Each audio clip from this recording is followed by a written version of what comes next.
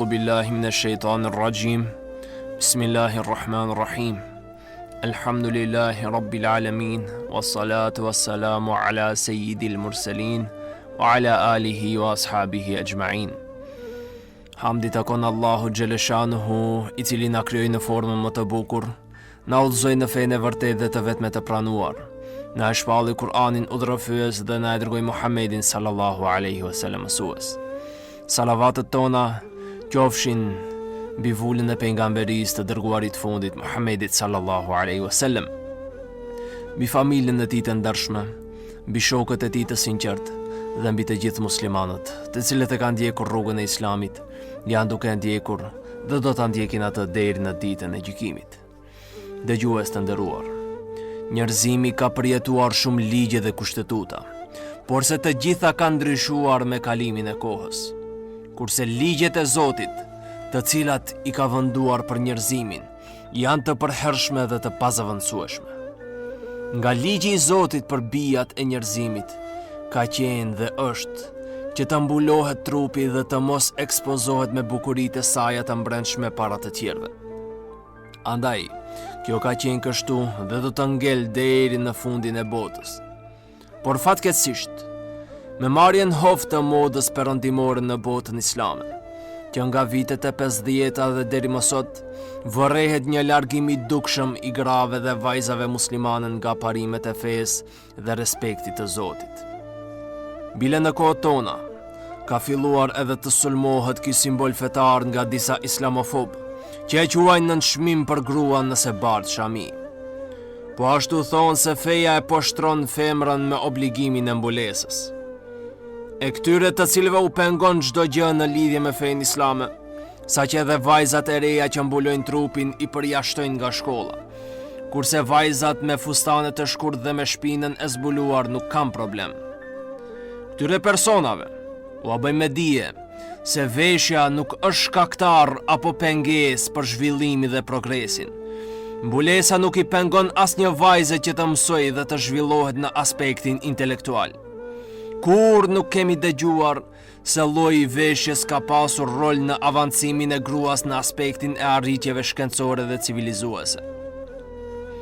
Nëse synojnë këta pseudo-intelektual perëndimin, le të shikojnë në shkollat e perëndimit, ku askund nuk pengohet vajza muslimane që të shkojnë në shkollë me shami, pasi atje kanë lirinë e të veshurit, kurse veshja është çështje private që nuk mundet të ta imponon askush me dhunë. Shpesh këta njerëz që e sulmojnë shamin, thirren në atë se po prengosen për të drejtën dhe lirinë e gruas, kur në fakt ata shumë të drejtat të tyre I shkelin, sepse në vendet perëndimore, ku gruaja e ka këtë liri të zhveshjes, ajo është e dhunuar më shumë se çdo kund tjetër. Tregtia me gra, prostitucioni, niveli I shkurorzimeve është shumë I lartë dhe ndodhin shumë degenerime tjera. Si është e mundur që një person I cili kërkon zhveshjen e femrës të dëshirojë lirinë e saj? Jo, por ai dëshiron lirinë e tij për të plotësuar imagjinatën e vet. Trupi I vajzës është ndruar në malltregtie. Sot çdo gjë shitet më shumë nëse në ballin ka një vajzë të zhveshur, saqë edhe veshjet e burrave I reklamojnë me vajza të zhveshura. E këtë e dëshiron industria e modës, që të deportoj tek këto vajza me mbulesë, që të shtoj tregtinë e tyre dhe biznesin, e jo që me të vërtet e mban dertin se a është vajza e shtypur apo jo.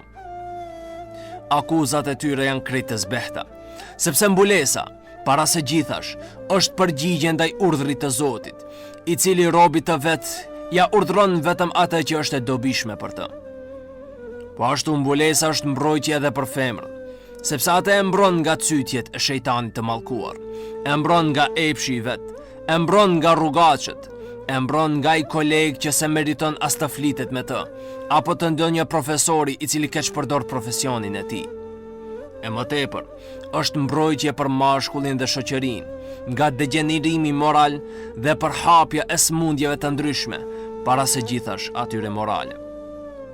Mbulesa po ashtu të mbron nga mëkatet, sepse nëse ti del në rrugë pa mbulesë, atëherë çdo kush që të shikon, ty të ngarkohet një mëkat. Vallë, Sa mëkate mund të dupohen për një ditë? Kur do t'i pastrosh këto mëkate? Degenerimi dhe prishja e gjinisë femrore rezulton edhe shkatrimin e moralit të gjinie mashkullore. Për këtë është edhe fjala urtë se nëse gruaja është në rregull, e gjithë shoqëria do të jetë në rregull. Prandaj, në këtë ligjërat do të trajtojmë çështjen e mbulesës për vajzat, mirësitë e saj dhe pasoja në mosbatimin e këtij urdhni të Allahut. Allahu xhaleshanuhu që me zbritjen e njeriu të parë në tokë, Ademin a.s. dhe Havën, bëri urdhër që të mbulohen dhe të mos zbulojnë pjesët e auretit të tyre. Këtë e bëri për ta nderuar gruan, e jo për ta nënshmuar. Thot Zoti në ajetin 26 të surës Araf, Bismillahirrahmanirrahim: Ja bani Ademe, qad anzalna alejkum libasan yuari sawatikum wa risha, wa libasu taqwa dhalika khayr. O bitë Ademit, ne zbritëm për ju petk që ju mbulon vendet e turpshme dhe petk zbukurues, po petku i devotshmërisë, ai është më i miri. Pra, Iblisi është bardhësi i thirrjes në zbulim dhe zhveshje, dhe ai është prisi i prijetarëve që thrasin në çlirimin e gruas. Ai është imami i çdo kujt që respekton duke bërë mëkat ndaj mëshiruesit, e sidomos i atyre që dalin të zbuluara dhe u bëjnë dëm muslimanëve, u shkaktojnë probleme të rinjve. Transmeton Usame bin Zeidi radiallahu anhu se pejgamberi sallallahu alaihi wasallam ka thënë: nuk kam lënë pas meje fitne, sprov më të dëmshme për burrat se sa gratë. Këtë hadith e shënon Imam Buhariu në Sahih me numër 5096. Ibn Kathiri në koment të këtij ajeti thot: Allahu i lartësuar u ari kujton robërve të vet tesha dhe zbukurimet të cilat u ka dhënë. Me tesha do t'i mbulojnë pjesët e turpshme të trupit, kurse me petkun zbukurues do ta zbukurojnë pamjen e tyre të jashtme. Petkat e para janë të domosdoshme, kurse të dytat janë gjëra plotësuese dhe luks.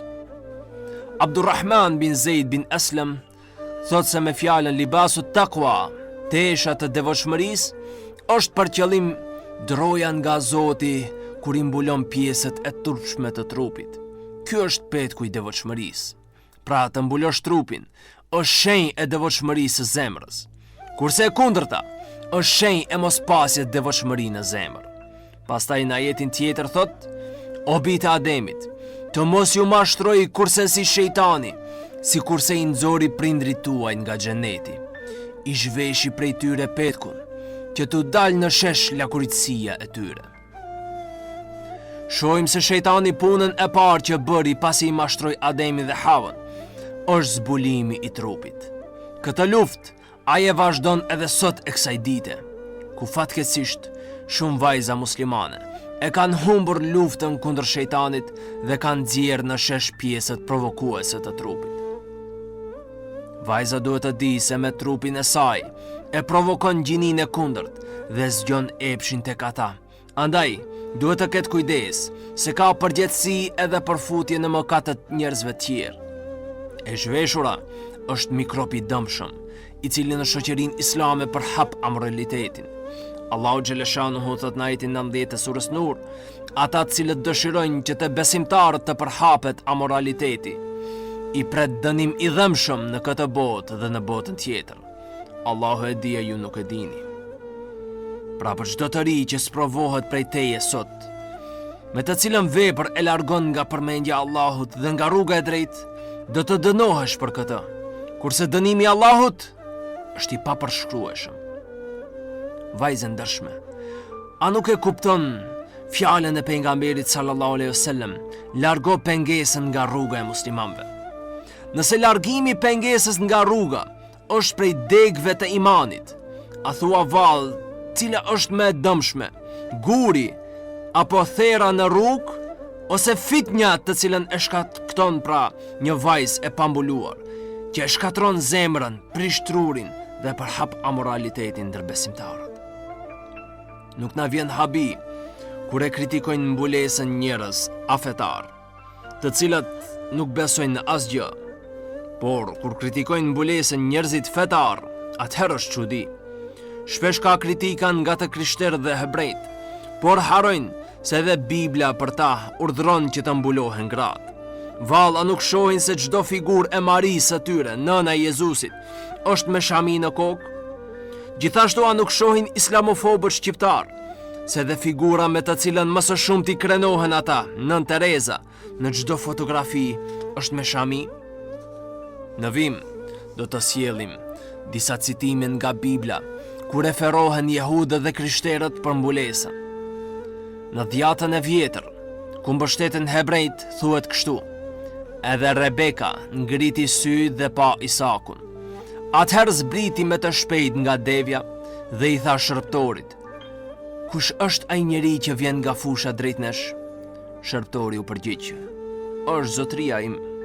Atëherë ajo mori vellon dhe u mbulua. Gjithashtu thot: këtë e mori vesh Tamara dhe asaj i than: ja, vjeri yt po ngjitet në Timna për të qethur delet e tij. Atëherë ajo hoqi rrobat e saj të vejëris, u mbulua me një vello dhe u mbështoll e tëra. Pastaj u ul te porta e Enaimit. Pra mbulesa personifikon të dignitetin e gruas fisnike, e nga familjet e ngritura e të pasura, gjithashtu ishte shenjë e nderit dhe moralit, posedues të burrit të saj, pronë e të cilit ishte pothuajse gruaja tërësisht. Gruaja nga shtresa e ulët shpesh do të vinte mbulesën që të linte përshtypjen se i takonte pozitës së lartë. Vetë fakti se lavireve në shoqërinë e vjetër jehude nuk u lejohej të mbulonin flokët. Kjo tregon për vlerën e mbulesës, që ato të dalloheshin se janë të tilla, nuk lejoheshin të mbulonin flokët, pra që mos përzihen me gratë e ndershme. Edhe në fenë krishtere është përmendur mbulimi i kokës për gratë. Këta e lexojmë në Bibël ku thuhet: edhe çdo grua që lutet ose profetizon kokë zbuluar, turpron kryet e saj, sepse është një lloj sikur të ishte e ruar. Sepse në qoftë se gruaja nuk mbulohet, le t'ja presin flokët, por në qoftë se për gruan është turp të qethet atë rruhet, le të mbuloj kryet. Dhe më poshtë përsëri thot: gjikoni ndër veten tuaj, ai ka hije gruas ti lutet Perëndis pa u mbuluar, por në qoftë se gruaja i ka flokët të gjata, kjo është lavdi për të, sepse flokët i janë dhënë asaj për mbulesë. Ky është pra qëndrimi këtyre dy feve për mbulesën. Andaj si munden ta kritikojnë fenë islame, kur ata e kanë në librat e tyre urdhrin për të mbuluar? Apo ndoshta nuk kanë kohë për ta lexuar librin e tyre, sepse janë të zënë duke kritikuar fenë tonë. Ata që proklamojnë lakuritësi apo kundërshtarët e mbulesës, pasi i arritën qëllimit me femrat e krishtera dhe hebrejve, veprimin e kanë drejtuar nga femra muslimane, sepse ata lakuritësin u a dëshirojnë të gjithve, pa dalim. Në Kur'anin e pastër, në ajetin 89 të surës Nisa, thot Allahu xhaleshan, bismillahirrahmanirrahim: waddu law takfuruna kama kafaru fatakununa sawa'a. Ata dëshirojnë që edhe ju të mos besoni sikur se nuk besuan vetë, dhe të bëheni të njëjtë sikur ata. E sot, shumë vajza që ndoshta janë të rritura në shtëpi islame, me Kur'an dhe namaz, u konkurojnë bijave të jo muslimanëve në veshjet e tyre, saqë vajzat muslimane janë duke u veshur në mënyrë më provokuese që është e mundur. Vallë, a dëshirojmë të bëhemi sikur ata? A duam që Zotin të na ringjall ditën e gjykimit me ta? Jo, nuk dua. Andaj duhet të vendosësh prej sot që të mbulosh trupin dhe të dish se për çdo vepër do të japësh llogari para Allahut. Mos u mashtron nga reklamat e shejtanit, ku thuhet se të zbulosh trupin është përparim. Sepse nëse të heqësh teshat që ka përparim, atëherë fiset afrikane që nuk kanë çka të veshin do të ishin njerëzit më të civilizuar. Por jo, të gjithë e dinë se ato nuk përfaqësojnë asnjë farë civilizimi të përparuar. Andaj me mbulim ngren nivelin e ndërgjegjes, e jo me zhveshje. Nëse lexojmë historinë islame, do të shohim se gratë e pabesimtarëve në kohën e ignorancës nuk e zbulonin trupin, kurse sot gratë dhe bijat e muslimanëve janë më të zbuluara se gratë e mushrikëve të Mekës. Kanë ardhur vajzat e sotit në gjendje kur më shumë mbulohet kur flenë se sa kur del jashtë. Por nuk duhet të harrosh se një ditë do të mbulohesh me shamin e qefinit, por do të jetë vonë, sepse më nuk ka kthim. Do të mbulohesh gjithashtu në varr me dheun që do të hidhet përmbi, por kjo do të jetë mbulesa e fundit dhe më e rënda. Dije se Zoti ka pasur mundësi që të detyroj të mbulohesh, ashtu sikur që kodrat i mbuloj me gjelbrim, apo gjatë dimrit kur mbulon tokën me borë. Do të mbulonte edhe ty, por deshi Zoti që të vënë në sprovë, se si do të veprosh me të mirat që të ka dhënë, dhe se a do të jesh respektuese ligjeve të Zotit.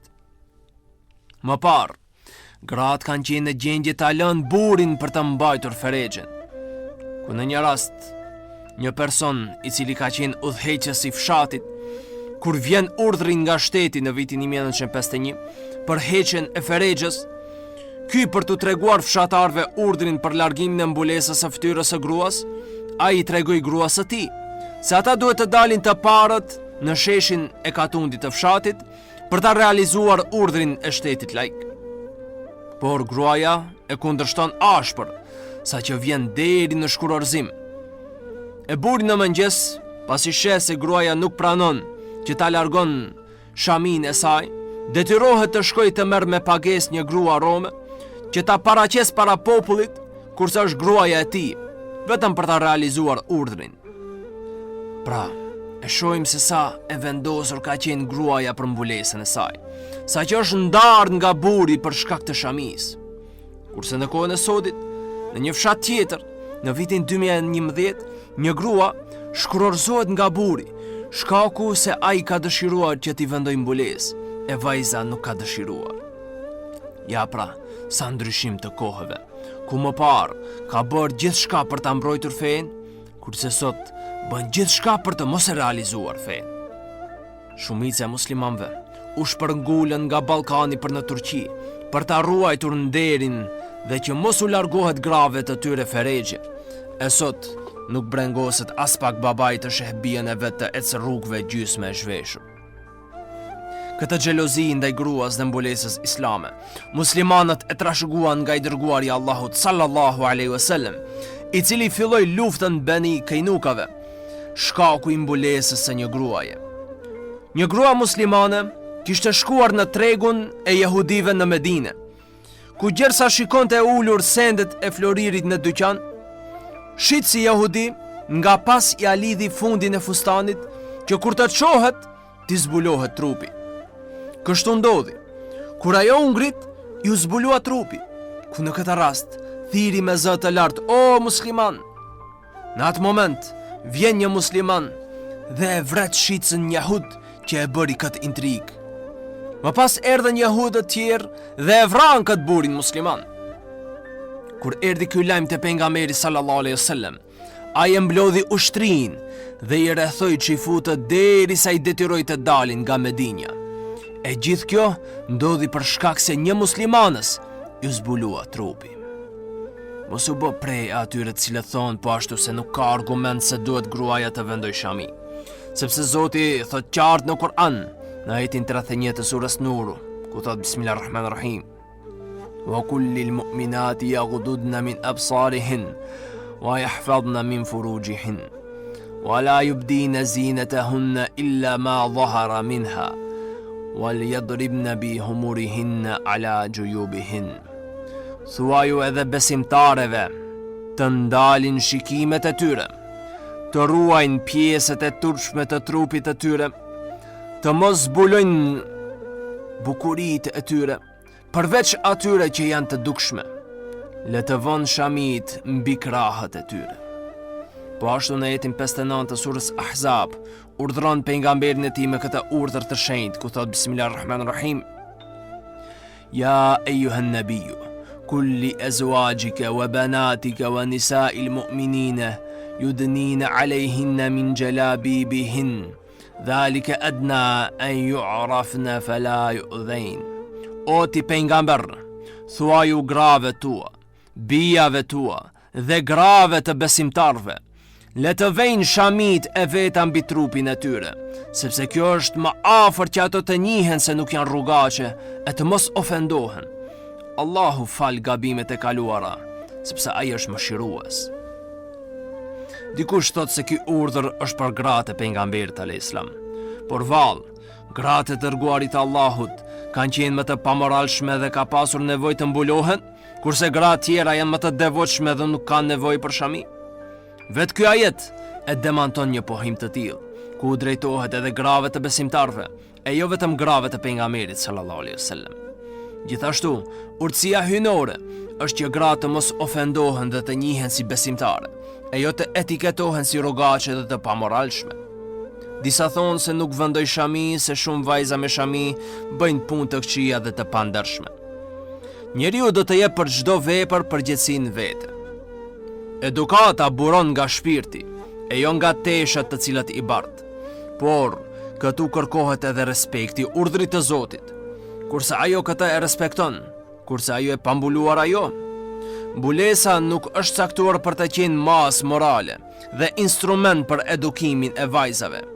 Si dhe veshja nuk mund të edukojë njeriun nëse nuk e ka të mbjellë në zemër edukatën, por se është akt moral që mbron gjinin mashkullore që të ruajnë virtytet morale dhe të mos degenerojnë. Pra, përmes hijabit, buri do të shoh femrën si qenje njerëzore dhe nuk do të shikon si objekt për të kënaqjen e epshit. Gruan e mbuluar, që është e pandershme, e njeh vetëm një person apo dikush i cili ka punë me të. Por në qytet me të nuk provokohet askush. Kurse ajo që nuk ka mbulesë dhe ka veshje provokuese, pa marrë parasysh se është e moralshme, me të do të shfryhet i tërë qyteti duke shikuar dhe atë nuk e beson askush se është e ndershme. Disa duan të arsyetojnë zhveshjen e tyre në bazë të këtij pohimi, se disa vajza me mbulesë bëjnë punë të pahishme. Këta duan të nxjerrin më të pastër zbulimin e trupit sesa mbulesën. Kështu ato asnjëherë nuk akuzohen, kurse vajzat me mbulesë akuzohen. Dije se kjo metodë e veshjes është portë që të çon në xhehenem, sepse ka paralajmëruar i dërguari i Allahut për këtë veshje, ku transmeton Abu Huraira radhiyallahu anhu se pejgamberi sallallahu alaihi wasallam ka thënë: dy kategori njerëzish që do të jenë në xhehenem akoma nuk i kanë parë. E para janë ata të cilët mbajnë shkopinë e duar ngjajshëm si bishtat e lopëve, dhe me to i rrahin njerëzit. Dhe gratë të cilat janë të veshura, por në fakt të zhveshura, të cilat lëkunden gjersa ecin dhe provokojnë të tjerë. Flokët e tyre u ngjajnë me gungat e devës.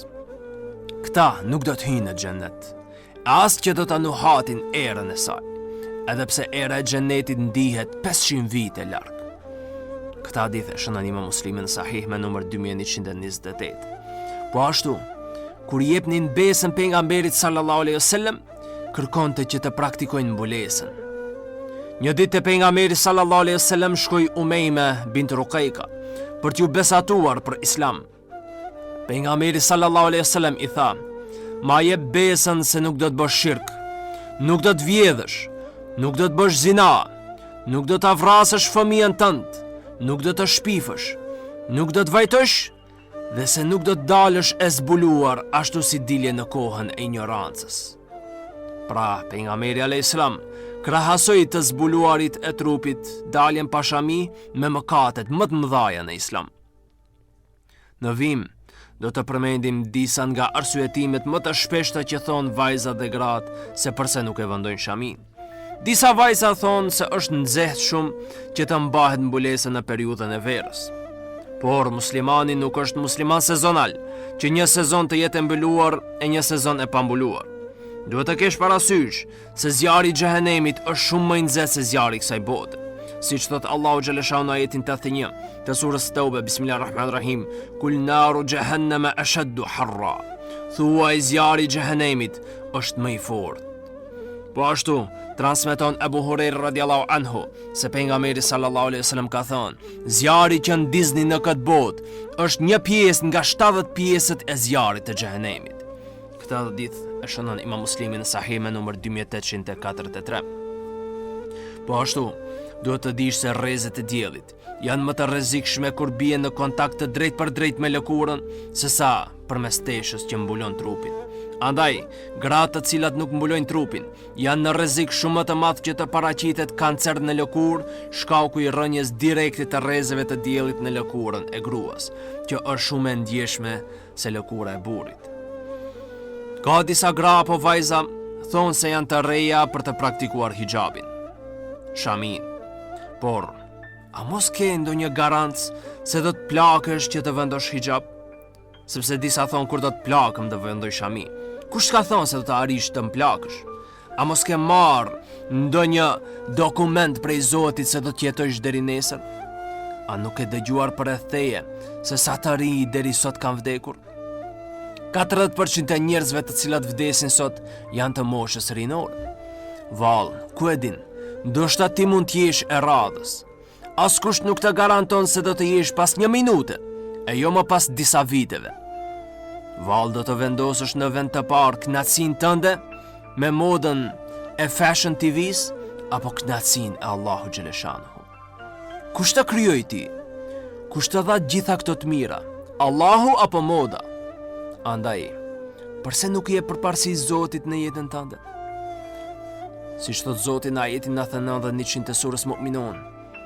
E kur ndonjërit prej tyre i vjen vdekja, thot: O Zot, më kthe edhe pak, që të bëj punë të mira dhe të kompenzoj atë që më ka kaluar. Asesi, ato janë vetëm fjalë që thot ai, e ata kanë para vetes një perde deri në ditën e ringjalljes. Nëse ke pengesë nga prindrit apo burri, dije se përparësi ka kënaqësia e Zotit e jo kënaqësia e krijesave. Qofshin edhe prindrit. Sot ka shumë të rinj, të cilët kërkojnë vajza me shami, e pasi martohen, kërkojnë prej tyre që ta heq shamin. Vallë, ky njeri, përse e ka marrë për grua një vajzë me mbulesë kur nuk e don mbulesën? Ky njeri do të ketë dënim të dyfisht, sepse ja largon mbulesën gruas dhe se e kundërshton urdhrin e Zotit. Disa vajza nuk e vendojnë shamin, sepse shoqet i ka pa mbulesë dhe se do të ndryshojnë mendimin për të, apo se do ta përqeshin.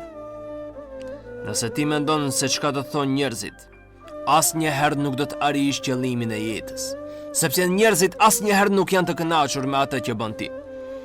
Që të mund të qëndrosh në këtë parim, mos u shoqëro me shok të këqij. Kërko shoqëri të cilët praktikojnë fen. Mundohu të lexosh sa më shumë për fe, të dëgjosh ligjërata fetare, të praktikosh urdhrat fetare dhe të bësh dua Zotit që të forcojë në këtë vendim. Nxito ta respektosh Allahun dhe leri pas shpinë kritika dhe kërcënimet e njerëzve, nga se llogaria e Allahut është shumë më e madhe dhe më e rëndë. Mos u mundoh të arish kënaqësinë e njerëzve, por mundohu të arish kënaqësinë e Allahut, me të cilën vepër do të gëzohesh dhe do të jesh e lumtur. Pejgamberi alayhis salam thot: kush mundohet ta kënaq Allahun, duke i hidhruar njerëzit, kënaqet Allahu prej tij dhe e bën që edhe njerëzit të kënaqen prej tij. Kurse kush mundohet t'i kënaq njerëzit duke hidhruar Allahun, Allahu hidhrohet me të, e gjithashtu edhe njerëzit i hidhrohen me të. Të kënaqurit e dëshirave të njerëzve, as që është e urdhruar, as që është e mundshme. Kurse të arish kënaqësinë e krijuesit, pra të Allahut, është edhe urdhruar, edhe e mundshme. Pra, kërkoni falje prej sot për kohën që keni kaluar pa mbulesë. Vendosni prej sot që më nuk do të dilni në rrugë me veshje jo islame. Bëni pendim, sepse Allahu është i mëshirshëm dhe e pranon pendimin tuaj. Thot Zoti në surën Nur, ajetin 31, Bismillahirrahmanirrahim: "Wa tubu ila Allahi jami'an ayyuhal mu'minun la'allakum tuflihun." Pendoheni të gjithë te Allahu, o besimtar, që të gjeni shpëtim. Për fund, ju ngelini përzemërsisht të përshëndetur. Me përshëndetjen islame, assalamu alaikum wa rahmatullahi wa barakatuh. Subhanakallahumma bihamdik, ashhadu an la ilaha illa ant, astaghfiruka wa atubu ilaik.